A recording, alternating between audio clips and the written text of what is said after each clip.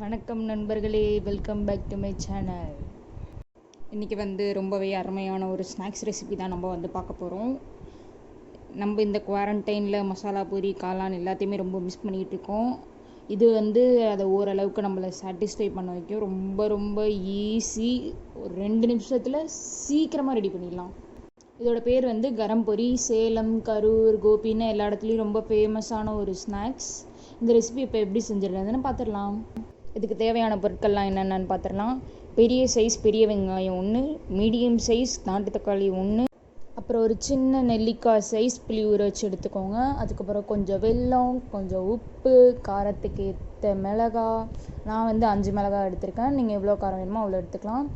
ஒரு table spoon கிரேட்டட் beetroot எடுத்திருக்கேன். நீங்கள் கட் பண்ணி கூட போட்டுக்கலாம், ஒன்றும் பிரச்சனை கிடையாது. இது எல்லாத்தையும் மிக்சியில் அரைச்சி எடுத்துக்கோங்க. அதுக்கப்புறம் இது பார்க்க இப்படி தான் இருக்கும். இப்போ நான் 2 கப் அளவு பொரி எடுத்திருக்கேன். அதில் கொஞ்சமாக பொட்டுக்கடலை போட்டிருக்கேன்.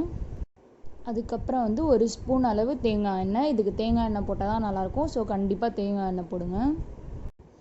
ஆயில் போட்டதுக்கப்புறம் நல்லா மிக்ஸ் பண்ணி விட்டுக்கோங்க.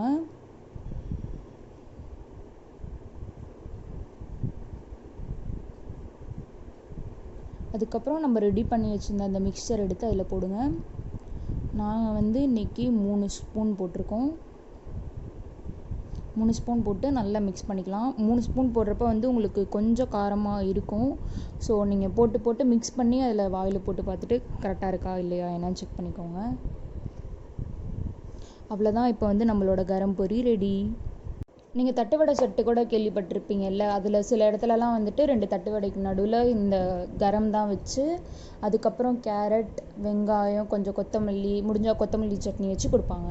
அப்புறம் இந்த கரம் தட்டுவடையோடு சும்மா தொட்டு சாப்பிட்டா கூட நல்லா தான் இருக்கும். ஸோ இந்த ஒரு சட்னி ரெடி பண்ணிட்டீங்கன்னா நீங்கள் கரம் பொரி செய்யலாம், தட்டுவடை செட்டு செய்யலாம், அதுக்கப்புறம் சும்மா தொட்டு சாப்பிட்றதுக்கு கூட யூஸ் பண்ணிக்கலாம். கண்டிப்பாக இந்த ஸ்நாக்கை எல்லோரும் வீட்டில் செஞ்சு என்ஜாய் பண்ணுங்கள்.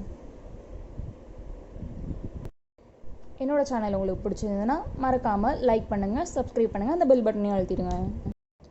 நமக்கு குவாரண்டைன் சொல்லிட்டு இவ்வளோ டைம் கிடச்சது ஒரு பெரிய ஆப்பர்ச்சுனிட்டி. நம்மளோட ஸ்கில்ஸ் எல்லாம் வளர்த்துக்க வேண்டிய நேரம் இது. ஸோ எல்லோரும் சும்மா வெட்டியாக இருக்காமல் ஏதாவது ஒன்று உங்களோட ஸ்கில்ஸை வளர்த்துக்கிறதுக்கு யூஸ் பண்ணிக்கோங்க. Okay, bye bye. நெக்ஸ்ட் வீடியோவில் சந்திக்கலாம்.